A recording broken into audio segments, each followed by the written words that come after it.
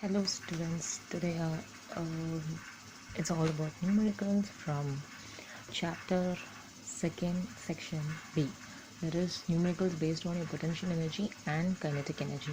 So first we look into potential energy. Potential energy formula is mgh. So M stands for mass, G stands for acceleration due to gravity, and H stands for the height. More the height, more the potential energy. And then G value. So depending upon your G value, you can either take 9.8 ms minus 2 or 10 ms minus 2. It's up to your preference. If in the numerical, if it is given, use G as 9.8, then you can use 9.8. If they have not given, you can even use 10 just by making a statement G is equal to 9.8, which is equivalent to 10. By using this, you can directly use G is equal to 10 meter s minus 2. So first we will go into the first numerical. As I said you already, whenever you are starting a numerical, it's important to write the data. So first I have to write the data. It is like a ratio. They are asking me to find the ratio between two different objects. So the objects be A and B, and it is clearly given the masses are same. Therefore it is M and N. What is the only differing factor? It is your height. So one is h and the other one is 2h. And always remember, whenever you're going to find the ratio, some constant quantities, G is a constant quantity, it's going to be the same, it will not change. So G is also constant here. So I want to find the ratio between potential energy of object A to the potential energy of object B. So potential energy of object A, just substitute the formula mgh. Now the mass is m, G is your acceleration due to gravity, which is same, and h is your height. And for PEB, that is potential energy of object B. So in that case, M will mass is same, therefore it is M. Next one is G. It is also going to be the same, only the height is different. What is the height here? 2h. Therefore here also it is 2 into h. So next step, I want to find the ratio. So I'll just cancel out the common quantities.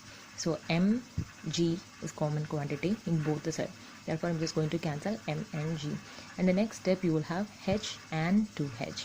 So if you just cancel h and h both aside, you will have only the numerical, which is 1 is to 2. So it clearly states that the potential energy of A and potential energy of B, the ratio between them is 1 is to 2, which means potential energy of A is less than B. So you can interrupt as your height increases, the more the object will have its potential energy. So it's just it's way to understand between two different objects of same masses having different height. So the one is having more height will have more potential energy.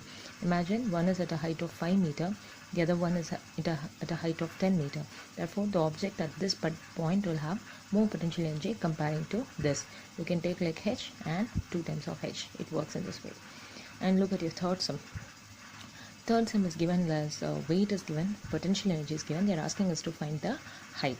So weight is given as 150 kgf. I told you whenever f is given, you have to convert into newtons by multiplying by 10. So once if you multiply, this is nothing but the value of your mg. I'm just using my g value here. Therefore it is 1500 newton. My potential energy is 14700 joules. Now just substitute in your in your formula. Potential energy is mgh. So what is your potential energy? 14,700, and my mg value is 1500 into h. So this 1500 will come this side, which means it will go into division. So 1470 divided by 1500 is equal to h. So if we divide this, we will get an answer of 9.8. So your h will be 9.8, which I approximated and made it as h is equal to 10 meters. Okay, so don't get confused over here. I'm just approximating 9.8 and just making it to 10 meters. Okay, next sum, your fourth sum. So before going into the numerical, we'll just tell you what it is given. An object is kept at a height. Okay, this is the object which is initially at a height of 10 meter. Next one, I'm just bringing it down to a height of 4 meter. Okay, so after some time it's going to fall down. Okay, it's going to fall down, and when it is going to reach a height of 4 meter, here it will have a different potential energy, and the starting point it will have different potential energy. By this time you can easily guess, as the height is more, this will have more potential energy comparing to this height. So the question is as simple as such. Find the loss in potential energy, which means starting it will have one potential energy, and as it getting nearer to the ground, the potential energy starts to decreases.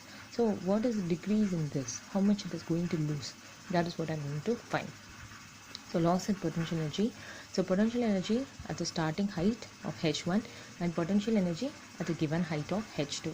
Therefore PE1 is equal to mgH1. So what is your m? 5 kg. Your height is 10 and g is also 10. So therefore 5 into 10 into 10, it is 500. Next for PE2, that is at this point where my height is 4 meters. Therefore mgH2 pi into 10 into 4. Therefore it is 200. I want to find the loss. How much I have lost in this entire process. Therefore you have to subtract it. 500 minus 200, which is 300 joules. And the next question is the total energy possessed by body at any instant. Okay, now listen. At whatever instant you take, the potential energy or the kinetic energy will be the same. It's going to like add up. So if it is going to in this point, it is your potential energy. The moment it reaches this point, it will change into kinetic energy. So in between, along this path, it will, if one is losing, the other one will be gaining. For example, here potential energy is 500. At some instant your potential energy will change into 100, whereas your kinetic 400, your kinetic energy will become 100. So starting, if potential energy is 500, kinetic energy will be 0, because there is no kinetic energy at that maximum height. So once it starts to fall down, what will happen? Your potential energy will slowly decrease. But who will be increasing the other way? Kinetic energy, because your velocity is increasing. And the next step, at some time it is becoming 300, and your kinetic energy will become 200.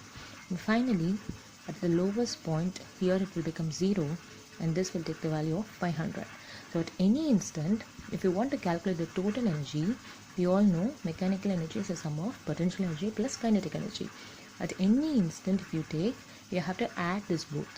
Okay, you have to add this both at any instant. Therefore your total energy will be 500 joules. Is it clear?